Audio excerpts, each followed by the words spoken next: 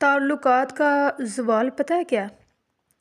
बहुत से लोग अपनी हरकतों की वजह से वो दरवाज़ा हमेशा के लिए बंद करवा लेते हैं जो कभी सिर्फ इनकी आहट पर खुल जाया करता था। ठीक है, अपनी हरकतों की वजह से, अपनी पुल पुल करती ज़ुबान की वजह से लोग कहीं मनो ही लै जाते ने, दिलों ही उतर जाते ने। दिल नहीं करता उन्हों की शक्ल वेखन ते, उन्होंने नाल गल करन ते। कई लोग ऐसे ने जिन्होंने मैं अपनी ज़िंदगी में बड़ा मुकाम दिता ते मेरियां अखां दे सामने ही उस मुकाम तो वो थल्ले डिग पे, तो फिर उन्होंने मैं उठाने की कोशिश ही नहीं की। फिर मैं आख्या डिगे हो तो डिगे ही रवो।